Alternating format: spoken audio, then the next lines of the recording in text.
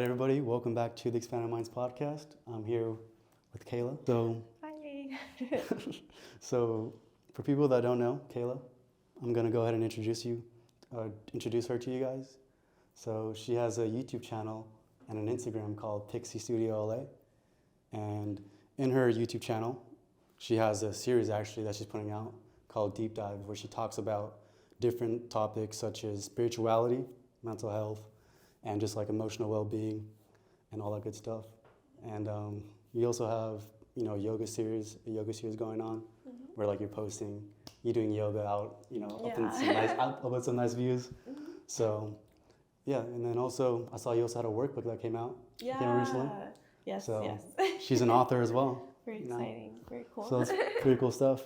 Yeah. Well, you want to tell me like why did you start doing YouTube and like why do you feel like sharing? So part of why I personally decided to start doing YouTube is I felt like it was kind of like a good outlet to, I don't know, like get the word out there for other people who might be struggling with the same things, but might feel kind of alone. I feel like in the digital age now, there's so much connection that there's a lot of ways to where you could connect with somebody and have things in common, and I feel like YouTube is a good medium to kind of like start with, at least for myself too. I do think it might be cool to like expand to something else in the future, but I feel like YouTube is really user friendly and it's easy for people to find new content and like new people that are interesting. And I feel like so far for me, I feel like I'm getting like a little bit of community and people who seem interested in what I'm saying or like relate to what I had to say. Yeah. So yeah, you find an aspect of community on YouTube, and like, so yeah, it's a cool way to see what other people are up to creatively and their projects and stuff like that. Yeah. So specifically, you like spirituality, mental health, and those are definitely topics that I feel like require a lot of personal experience or maybe some kind of wisdom, because those aren't topics that you just talk about, just like for fun. True. These are things that you kind of like, either you've been through stuff or like you've done a lot of research because you're passionate about it. So like for you, what is like mental health? Like, is it a passion for you? Do you study a lot? It's it's lived experience and it is a passion. So for myself, I have struggled with mental health like my entire life, like anxiety and depression, and then like some PTSD type stuff as well.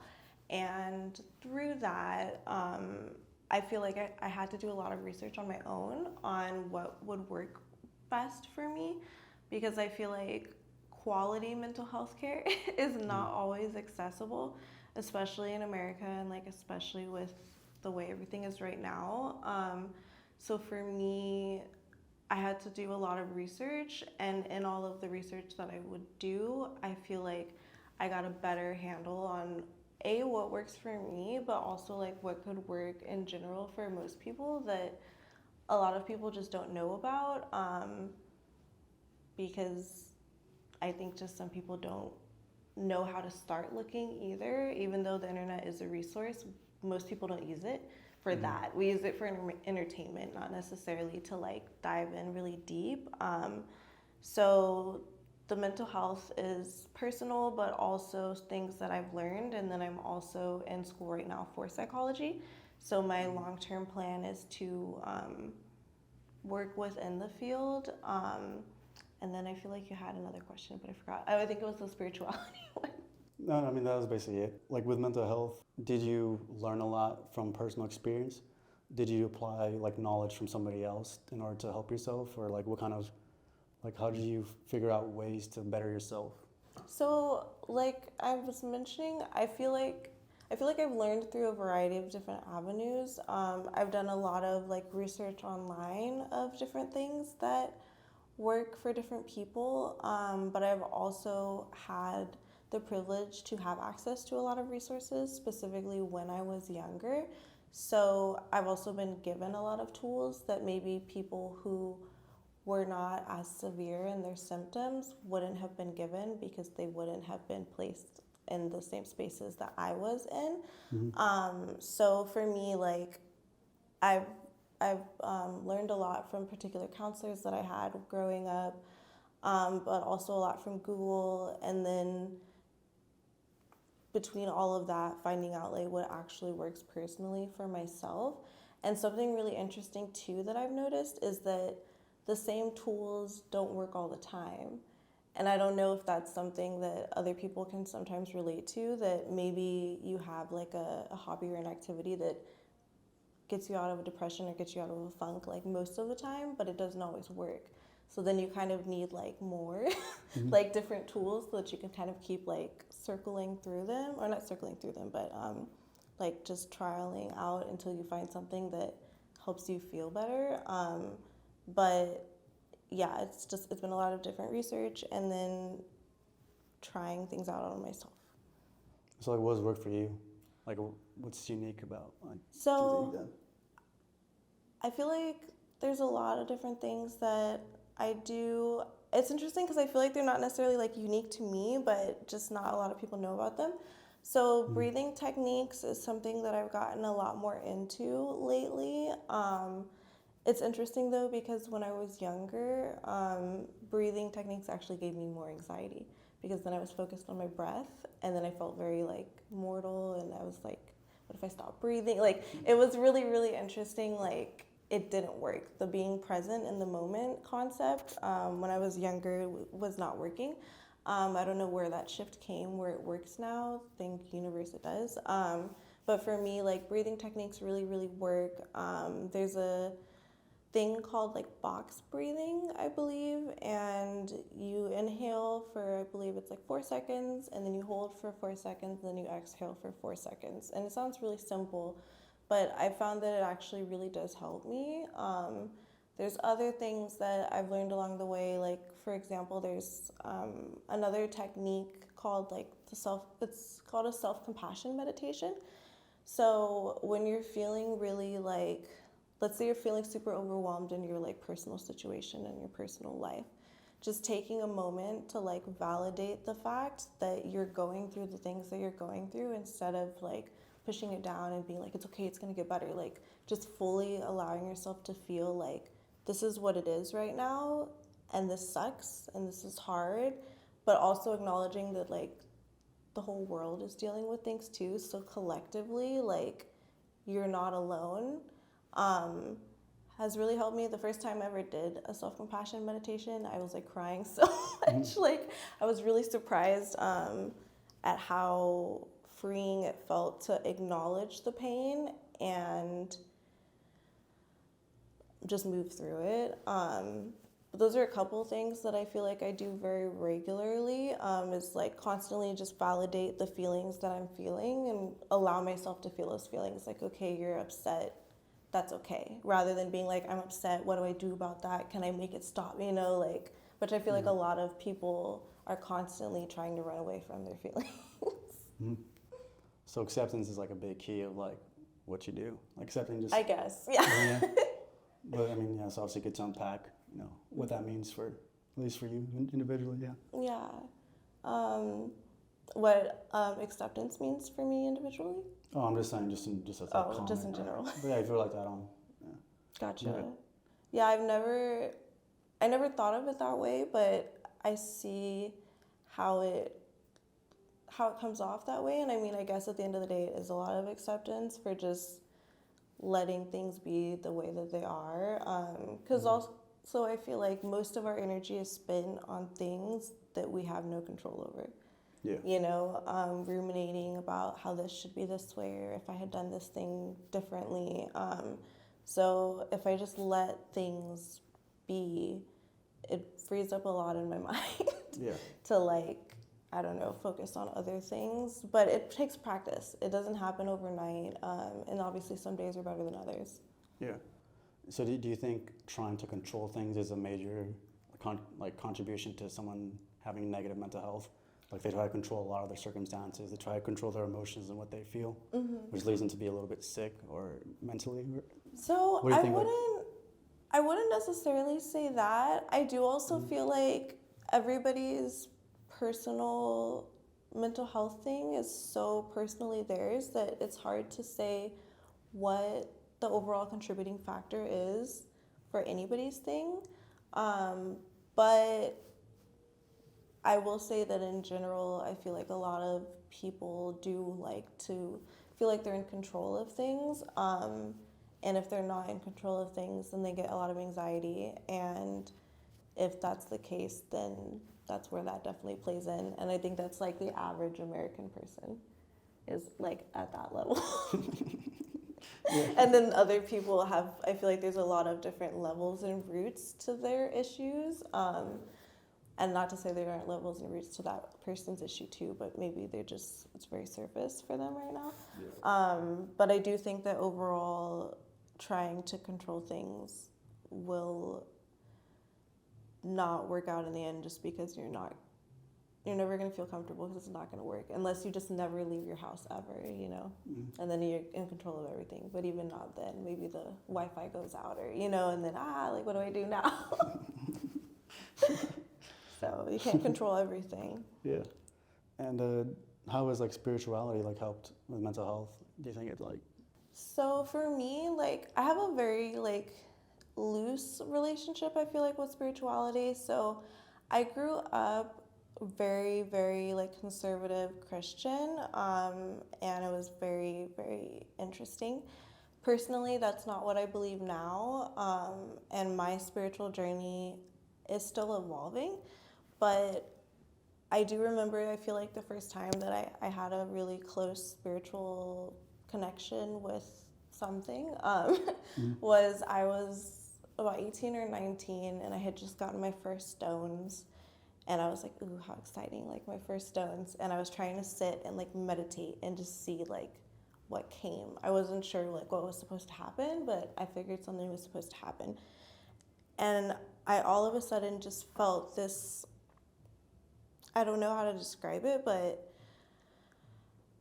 I felt like almost like angels or like guides like around me, letting me know that like I was never alone, and like they never abandoned me, even throughout all of the things that I had been through. And it was a really powerful moment for me. And again, very interesting, because I never had a moment like that before. Mm-hmm. So from then on, like, again, I can't like prove like my spirituality or what I feel, because I feel like it's uniquely mine, and same goes for anybody who believes things. But for myself, like, leaning on like my guides and like specifically my ancestors, like I work with my ancestors because I feel like they get things done. And they're already mine, so like there's that protective situation going on already right there. It really helps me get out of myself, and also just feel more connected, and really believe that there is a greater purpose, even if I don't understand how it's manifesting right now. Mm-hmm. What does like looking or connecting with your ancestors look like?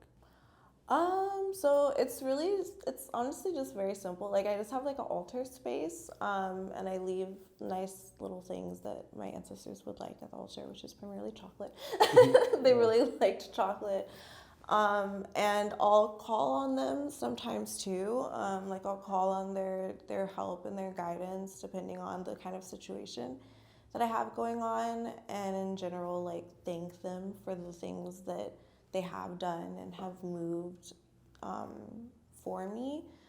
But I do feel like there's, again, for me, proof to the belief that they're there, because there's definitely a lot of situations where I just feel like things shouldn't have gone as well as they did, and especially not as quickly. And I just feel like my ancestors were like, all right, Yeah. it's finished, don't worry about it. But yeah, for me, it's more so just like altar work and direct, I feel like, contact. I'm not big on like super dramatic rituals or things like that. Like, again, to each their own. But for me personally, I also feel like I've always been very in tune and intuitive, even outside of the ancestors thing, like just other people's energy in general. I'm very close to that realm. So I feel like I don't need to do a whole lot to speak something into existence. And like, once I have, it's just done. And that's also, I feel like, a faith thing for me too, is like, I just believe that it's already done, and then I just go on about my way, like, as if it's already resolving itself, because it is. And then at some point I'll find out how, and also sometimes you won't find out how either. Sometimes it'll be a secret, it'll be the universe will figure that out for that person, and you just have to assume that they resolved it. Mhm. Where'd you get that kind of like faith from? Like, is it that developed over time? Was it just like kind of just natural to you?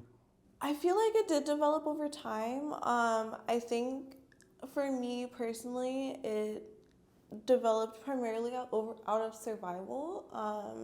Just being in so many situations where things shouldn't have worked out, but they did, makes me feel like things will always work out in my favor, no matter what, because that's just my path. And I feel like more people should have that mindset, but a lot of people get discouraged really easily. But yeah, for myself, I think it's something that I've just gained as I jump over more and more hurdles in my life, because I just feel like there's so many things that I should have, like should have been a statistic, or it should have taken me out, or it just, things shouldn't have played out the way that they did. But somehow magically things worked out for me. And maybe not even the person right next to me, like it barely missed me, but like I'm okay. So but also I think it still comes from the Christian upbringing thing, even though it's not Christian, because they say things like, just believe that I believe. And like, I don't know, there's definitely a deep rooted faith that comes from Christianity, like traditional Christianity that I grew up in. So I feel like I have that, but just not for their God, for my personal universe thing. Like you would want to be like more open-minded, or like, you know, like discover other things. Yeah. Okay. Mm-hmm. Yeah. And do you do like, does yoga help out with anything, or what have you like maybe experienced or learned from like doing yoga?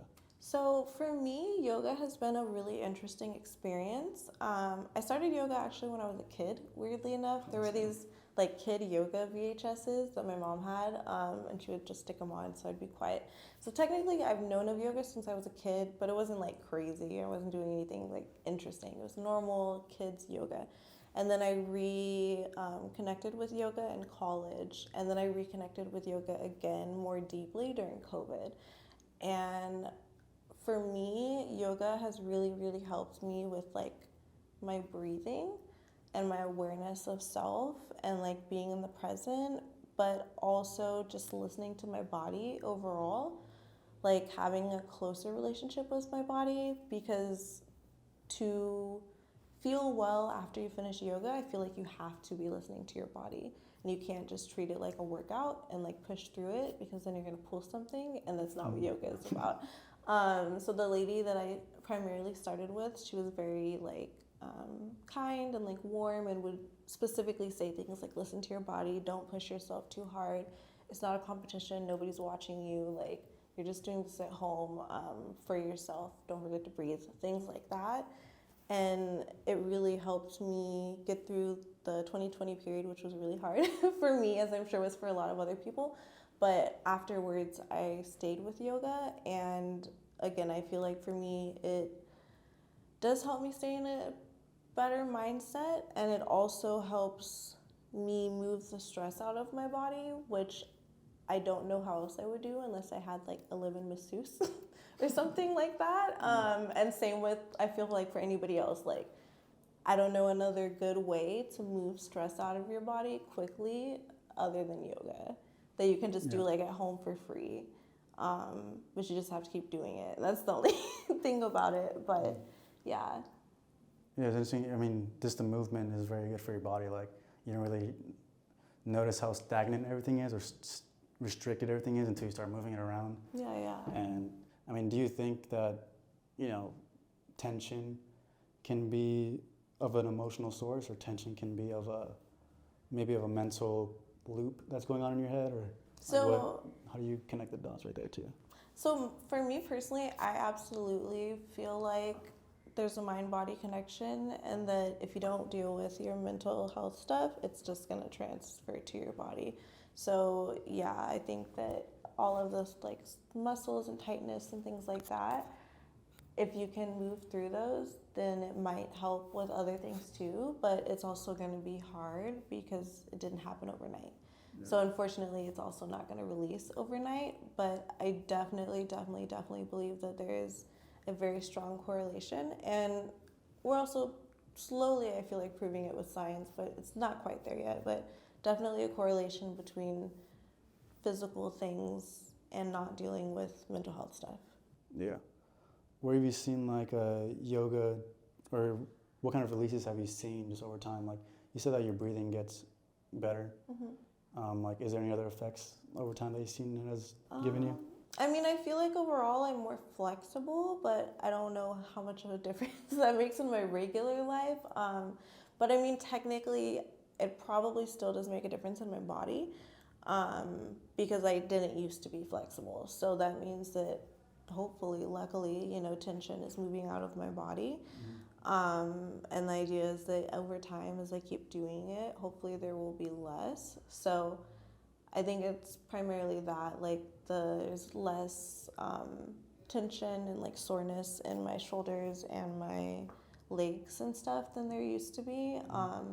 And I know for a fact I used to hold a lot of tension, because when I went to go get a massage for the first time, he asked me, like, did I play sports? Like, he said everything was just, like, nothing was relaxed. Like, and I've only had like 2 or 3 other massages since, and like, it was kind of essentially the same thing of like, what do you do? And I was like, I just drive. Like, I wasn't even doing anything then. I was just driving, and I wasn't even driving like crazy traffic either. Like, I just hold it all in my body. And my mom's the same way. She holds her stress in her upper body. So that's why I do the yoga too, because again, I don't know where the stress is gonna go if I don't do the yoga. It's just gonna get worse, and then I'm gonna be 40 one day, and everything's gonna be just, you know. Yeah. So I want to avoid that from happening ahead of time. Definitely. As best I can, you know. Yeah, it definitely sucked to be old and just not be able to move around. No, yeah. Because then you gotta work extra harder, you know. Like, it's not like you can never start over, but it's not gonna happen overnight. And yeah, I don't want to do that. Like journaling, like, do you like, how is it like when you write down all your thoughts or emotions on there? Like, what have you seen, like, the effect it had on you, just journaling? So for me, I like to journal, but I'm honestly not very consistent with journaling. Coming into the new year, I've been more consistent this time around. I feel like when I journal more, I do kind of have like my thoughts more like organized, I guess I would say, than if they're just kind of floating around in my mind. But for myself, I feel like journaling actually doesn't, it's one of those tools, like I was mentioning earlier in the in our little video, that sometimes it doesn't work for me. Sometimes for myself personally, I feel like when I write, I focus too much on the things, and it becomes overwhelming, and it becomes counterproductive. So for myself, I actually do less journaling, but what I do like to do instead, and I feel like is always good, is art. So drawing and like sketching, to me, are still like synonymous with journaling, because for me, I'm still letting my emotions out. It's just in a language that nobody else can read.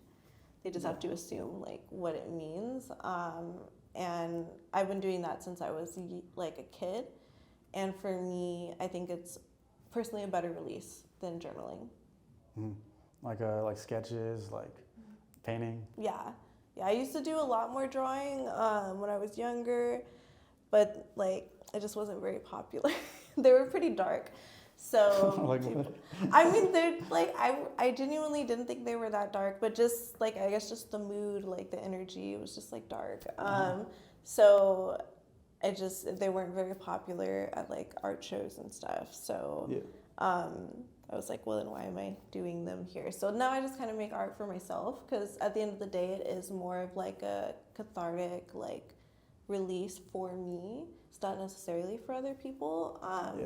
So I'll just make art now for me, and that's it. I also like using Procreate on the iPad, so like digital art is new for me, because I didn't have access to those things when I was growing up, because those are expensive, and I didn't have that much money. So that's a new outlet for art that I've discovered now that I'm an adult, and I really, really, really like that too. So I've been doing that a lot. How much do you think like people around you, like surround you, affect your mental health? Like, and how obvious is it? How subtle can it be?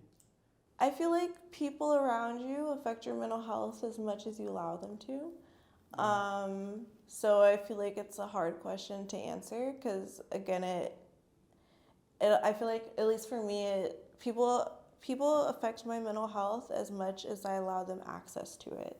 So if I don't consider myself very close to this person or something, then I can't, like, whatever they do doesn't really affect me that much because I'm not like very close with them. For me, only the people who are very close to me usually can positively or negatively impact my mental health. And that's why I keep only a few, only a very select few, because especially for someone like myself, I'm very sensitive and empathetic, and people love to tell me their life stories and their problems, and I have to be a lot more discerning as I get older because I cannot save every lost puppy dog. I can't do it. I just can't, because again, for the sake of my own mental health, because I'm the kind of person who will make sure that you are good and then I literally have nothing. Or how I used to be. That's the kind of person I used to be. So, yeah, I feel like, at least right now, people don't affect my mental health that much because, again, I just don't really let it, like, there's more of like a buffer to it. So, I mean, empath is obviously a term thrown around a lot.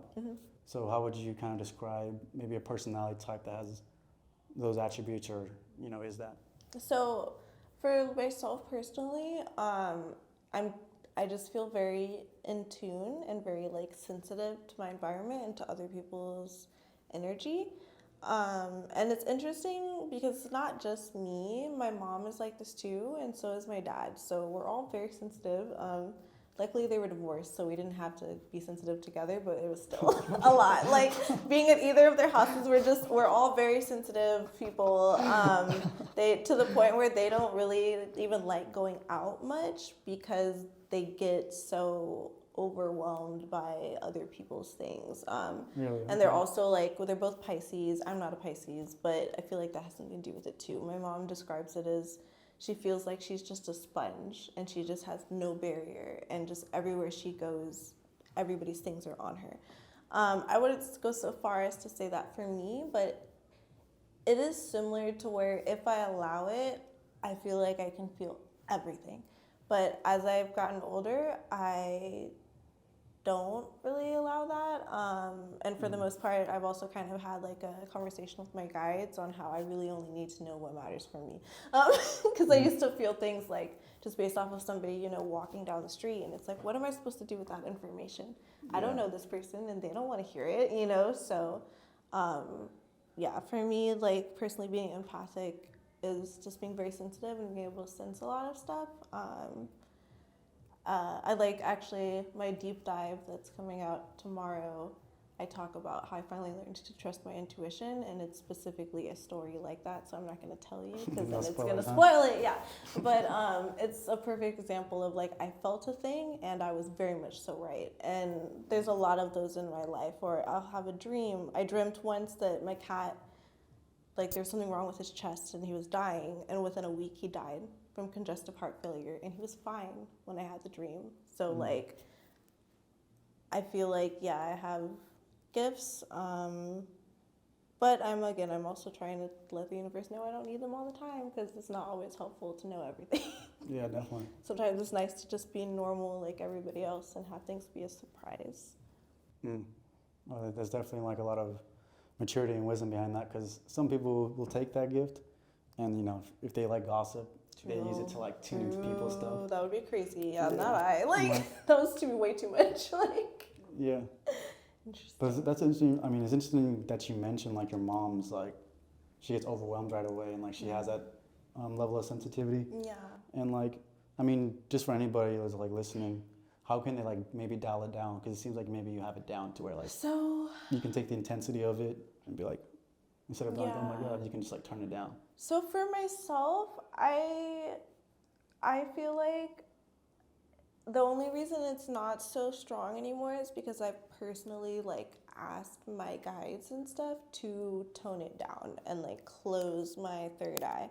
Like I feel like I've definitely done that at some point in time a while ago, and it's not as severe anymore. Outside of that, You know, you can do like meditations. I used to do a particular meditation before bed and before bed, where you kind of like as you inhale and exhale, you create like a white light or like whatever kind of light feels good for you in your chest, and just let it keep growing and growing and growing until it covers you, and then you're like an egg. And the idea is that like you're just getting super protected. So to me, I feel like the only way for super sensitive people to be less sensitive is to be more spiritually protected, because it's not like a physical thing, but the spiritual protection that will work for you is not going to work for everybody, you know, like, so I feel like that's kind of where you have to go on your own personal journey. But for me, like wearing grounding stones as well has really helped a lot, I think, and just trying to be also just more present in general, because I also feel like it's a crown and third eye thing when you have that stuff. So if you're just constantly making yourself come back down, it should be like easier to be in the normal world without feeling things. So, even do you have it on you right now? I'm just curious, like grounded?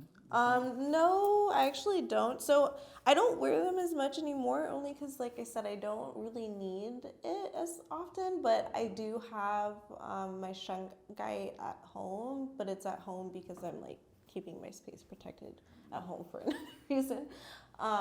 But typically I'll bring it with me sometimes. But the thing I've actually kind of found about grounding stones for me personally is it protects me, but it also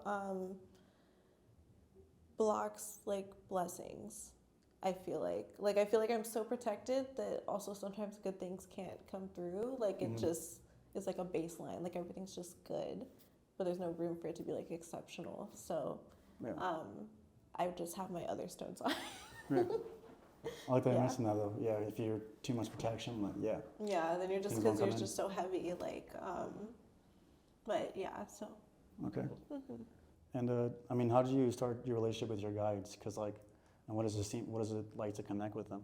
Because like some people maybe will have voices of doubt in their head when they feel something's talking to them, or maybe they are not as clear in what a guide is. So I mean, at least for myself, I feel like I got closer to and more comfortable with the concept of guides probably through like YouTube at first, like guided meditations and such. And then at some point I also worked at this like metaphysical store for like 9 months, like full time. Like it was like a real job, but it was also just happened to be at a metaphysical store. So I got a lot of information there.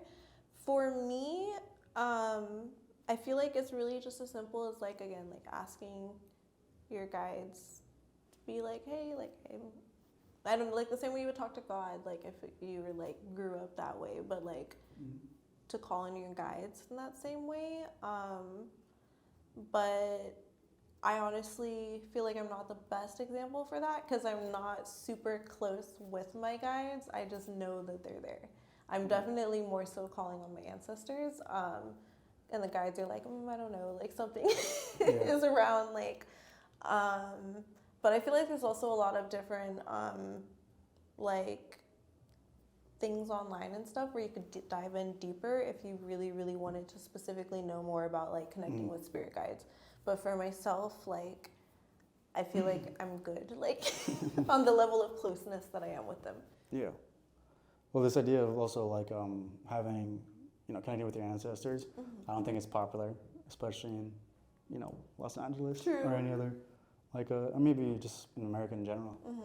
Like, what kind of sparked your interest and why did you start to connect with your ancestors? So in general, I mean, I feel like I have always kind of called on my ancestors because I've always had them there, if that makes sense. Like my great grandmother on my mom's side passed when I was like 9, and then my grandfather on my mom's side passed when I was like 13, and then my grandmother on my dad's side passed when I was like 9. So that's like the main people that I call on, and they've always been passed. So when I started becoming more spiritual, I feel like it felt very natural to call on their help. And I also just felt like close enough with them when they were here to where they were going to continue to help me the best that they could while I was here. But I agree it's not very popular to work with your ancestors. Nobody knows what I'm talking about, and it's definitely not hip and cool and fun, and that's okay. I'm not trying to be hip and cool and fun, so it doesn't bother me. Also, where I feel like I started getting closer to working with my ancestors in general was I was dabbling in like Santeria a little bit, like at the little botanical markets, and they're like set up with like Oshun and I wish I could remember the names right now, but Orishas. Like there's a specific way in which they do the things, and the ancestors are also very important. But I couldn't really, I felt like I couldn't really practice fully because most of the Santeria was in Spanish, and I don't speak Spanish. And I mean, technically I could have learned, but I didn't. But I also feel like, for me also personally, me working with my ancestors is probably the closest to what my ancestors were doing back in the day as well. So I also feel like it's in your DNA? Yeah, like it's close. Like before Christianity was brought in, like my ancestors in Africa, or when they were brought over here, when they were doing the voodoo and stuff, like they were not doing what this stuff is. So I think I also feel like it's most closely aligned with like my ancestry. Yeah. I like reading tarot and I like all that other stuff too, but yeah, also at a certain point, one of my friends who's very in tune but doesn't really practice anything but is very in tune, he told me that he felt like I shouldn't be practicing things that aren't mine. And I feel like that was very valid. So they're mine. That's kind of where I'm at now. Like, I can't go wrong if they're my ancestors. So now I can't be poking anything that's not to be poked because they're only my people. So that's where ancestors came from. Yeah. Is there any, have you looked into a different, origin stuff of spirituality with, African culture? Like, there's definitely just to comment on some outside of the box things. Like some people think actually African Americans made America, or there's different ones there's also pyramids here in America. African Americans also helped build it. Is there anything like that you've heard of, or is there anything that? Honestly, I don't really dig that deep, so I don't really know too many of those kinds of stories and such. No.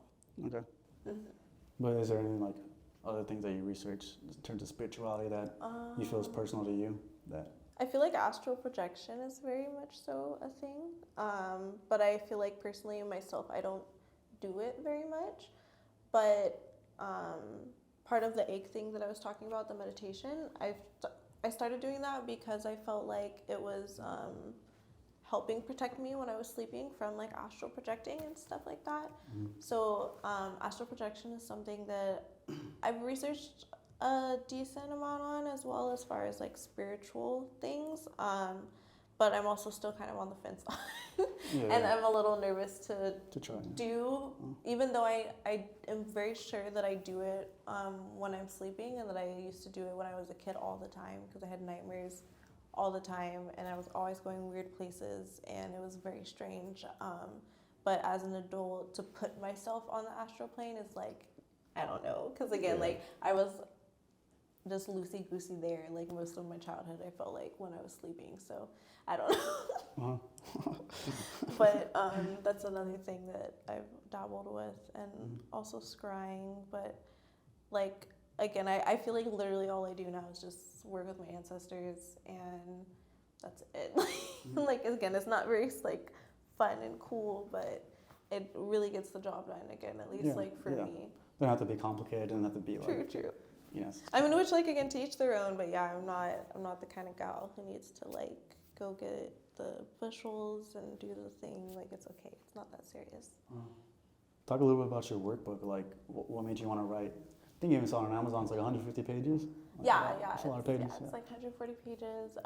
So I'd always wanted to publish a book, but I didn't really know like what kind. And then I just kind of started writing like a month or so ago, and it just kind of evolved into this. So the workbook is Love Yourself More in 2 Weeks, a guided workbook journey. And I felt like 2 weeks was like a safe amount of time for people, and also like for myself too. It didn't feel very overwhelming to finish, but it also felt like enough time to get into information.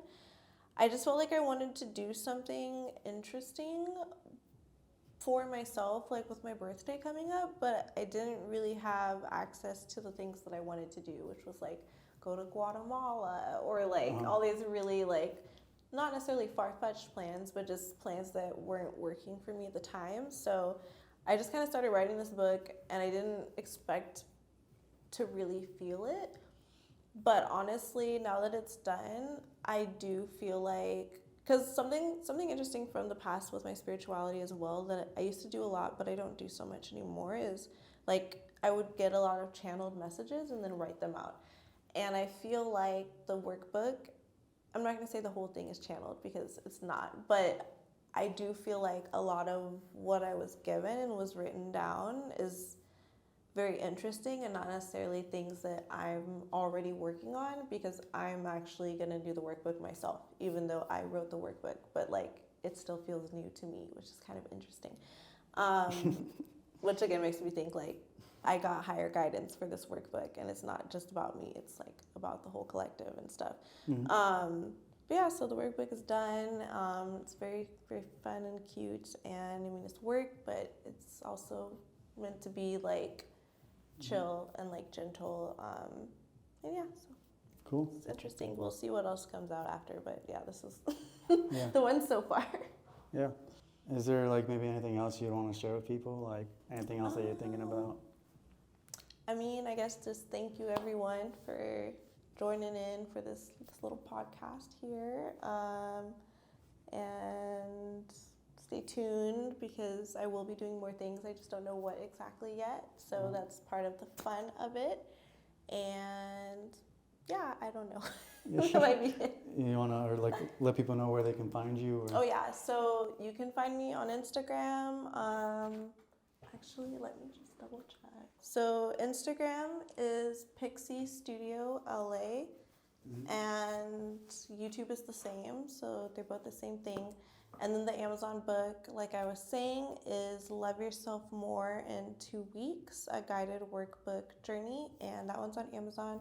It's $22.22. Hopefully you can scrape it, make it happen. If not, it's okay. I still appreciate the support of checking it out. And that is it for my socials right now, but I'm looking to expand, and we will see what comes up in the near future. Yeah, we'll see. Yeah, but cool. Nice Thank hanging you out. for coming on, yeah.